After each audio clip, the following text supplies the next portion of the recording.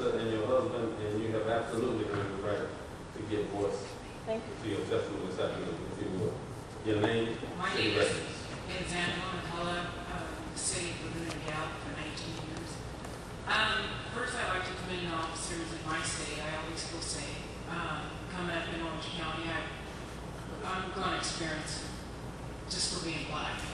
I'm not here for that. Last Saturday, my son was in a car accident. It was a one-car accident. Lynn had fallen on his car, the windshield, and caused him to total out his car. It was amazing that him and his friend are alive today. The treatment that my son received, I was very unsatisfied. He wasn't allowed medical attention. He called me to inform me he was in pain. The officer told him to hang up the phone, sit down now. He asked my son how old he was. He said he's 19. He says, you no longer need your mommy and your daddy. I know for me, 44 years old, when I get hurt, I'm calling my mom. Because that's my comfort. I was highly upset. We were on our way. When we got there, the officer was ripping apart what was left of the car, looking for alcohol, drugs, and anything else. We were all in shock. When I went there, I asked him, I went straight to the car, I asked him, what are you looking for? What do you need? He says registration. I says, most people keep it in their glove compartment or over the visor. That's where you should be looking. He accused the boys of drinking, alcohol, and speed. He recanted that after I spoke with him and says there's no way he could have been speeding. We smelled them, there's no alcohol, there is no drugs. No report was filed, no cards was given out.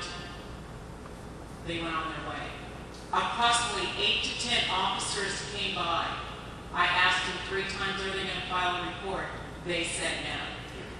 The officers that came by seeing if we needed assistance asked, are you filing a report? They said no. How could this happen in such a beautiful city that I've lived in for 19 years? How can I continue to teach my son to trust in law enforcement that they are his friend? I expect that treatment coming up, but I thought maybe it would end the time my son became an adult. What are we going to do about this? I don't need a reminder, as well as he doesn't need a reminder, as well as all people of color don't need a reminder of what color their skin is.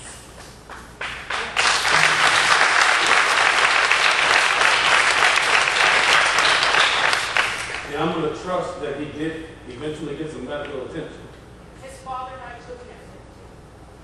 His father not taking him. His father and I took him. Not anyone. And they gave him no business cards, no badge numbers, no names, and were asked to hit even by me.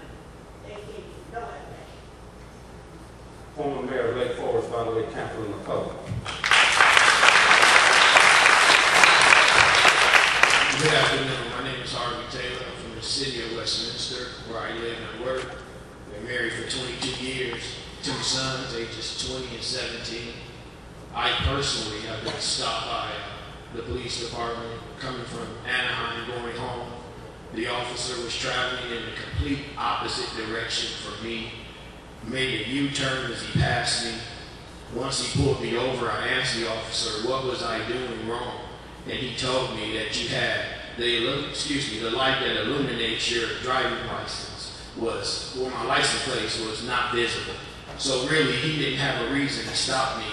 And he wasn't even able to see that I didn't have a light because he was traveling in an opposite direction. I'm also a team director at the Boys and Girls Club in Westminster, and I think that I have a very good relationship with the law enforcement in our city. They utilize our gym 2 times a week, so they know me personally.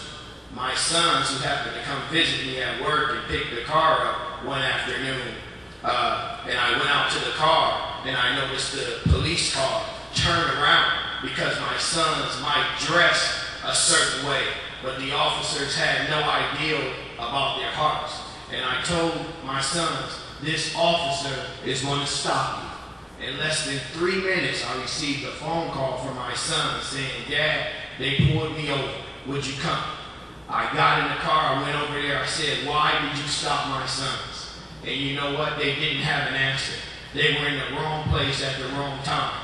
And what I would like to say, first I want to say I respect authority, I honor authority. I spent 10 years in the U.S. military, so I'm a man under authority. I pray for you and I honor you. But what I'm saying is that behind that badge and uniform is the spirit of Pharaoh. And that's the spirit of God, a spirit of pride on earth, a spirit of arrogance on earth. And what I'm saying is that the cry of our hearts has gone up to God, and God is saying, no more, no more. Let my people go. And that's what I'm here to say. Thank you.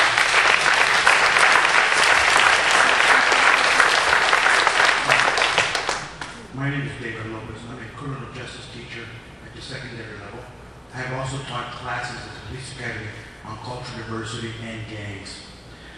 First part of my story, my oldest boy was walking home from school. He went to Irvine High School.